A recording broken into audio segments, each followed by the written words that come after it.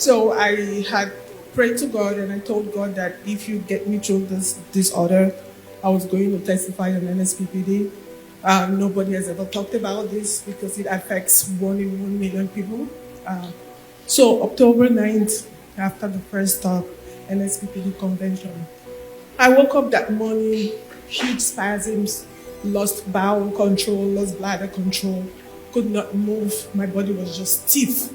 My voice had changed. I still forced myself out of bed because I had just gotten a new job and I was still on orientation. I don't know how I drove myself to the clinic. And when I got to the clinic, I had this massive spasms.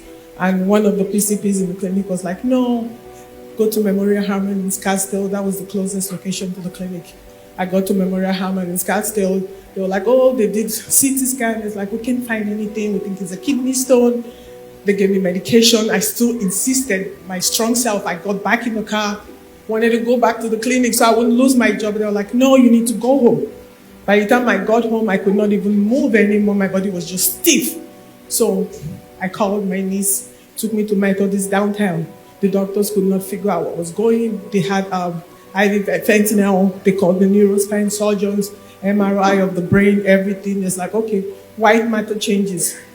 They're like thinking MS, they're like thinking stroke, but they said, oh, it doesn't correlate with MS. It doesn't correlate with cardiac equina. What is actually going on? So they kept treating the symptoms. Discharged me home after like a week. Went back to the hospital 4 days later again. Now, Methodist in Sugar Land. My heart rate was like 180. Spasms was through the roof. The only thing that could stop the spasm was IV Valium. So they gave me IV Valium. They did the EEG. EEG was not showing anything. And so they kept me on admission. Now, my CK panel was through the roof, rhabdo. They started IV fluid, steroids. And one of the doctors came in. Now, I had like 6 different doctors, hematologists, immunologists, cardiologists, gastroenterologists, name all the ologists you can name. They were on this case. Then the pain doctor came in. He heard me praying in SPPD. He said, we can't find anything wrong with you. Your blabs are okay apart from the rhabdo we see.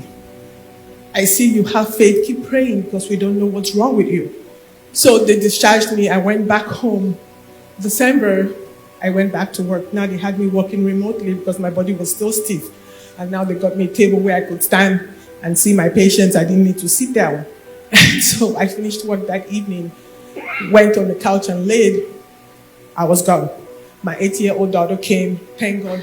I had a niece that was living with me that was a nurse. The next thing I see, they were auntie. When they woke me up, I'd already had a seizure. I bit my tongue and everything. Back to the hospital again. Now the doctors in Methodist, after 5 admissions, could not still figure out what was going. They sent me home on all this medication and I was swollen. I couldn't move. And I was like, no, why are you taking all this? You know what it is. So I weaned myself off all this medication. I said, no, I have to figure out what exactly is going on with me. So I started researching doctors. I came up with a neurologist at UT Health. I said, I need to see a doctor that teaches med students. They think outside the box. So I go to this neurologist. She looks at me. She's like, no, this is abnormal. The LP, they said it's normal with a band. 1 band is not normal. She said, I think you have stiff person syndrome. Same thing that Celine Dion has.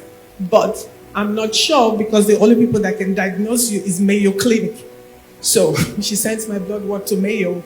And in February, he comes out with an elevated GAT65 number through the roof. And she says, well, there's no cure.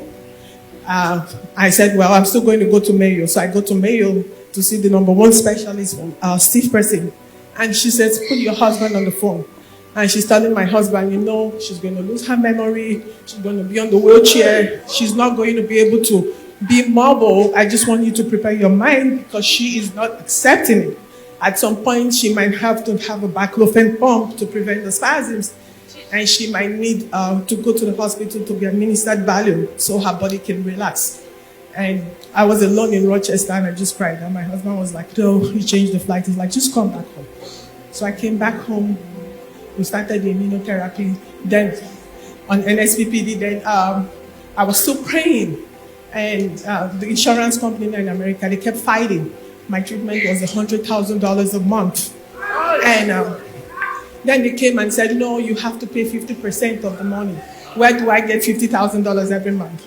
So this particular job that I'm still talking about, that I was brand new, the CEO was like, no, we're not going to leave one of us behind. We're going to pick up the bill. So it's been a year and a half, and the doctors have all said, wheelchair. Then on July 27th, we were going to Europe on holiday, and Sister Isioma sent me a text message on WhatsApp. She said, oh, Pastor Jerry just mentioned your kids, stiff person syndrome. Stiff person syndrome. I didn't see it. When I got to the UK, I turned off my phone, I saw that text, and I played up. And he kept saying, stiff person syndrome. I just saw this right now. Stiff person syndrome. Stiff person syndrome. If you are the one, put it on the live stream. The devil is a liar. I announce, let it be reversed. I said, where did this man get stiff person syndrome from? This is the lady the doctor says, in wheelchair, you'll not be able to function, your memory will go on disability. I used to be the person that had 20 jobs at a time. But this illness reinvented me. I wanted to have my own practice. And I kept saying, what is the essence to have a practice if I'm not going to be there? And Brother Lozier, he was like, no, Sister Esther, open that practice.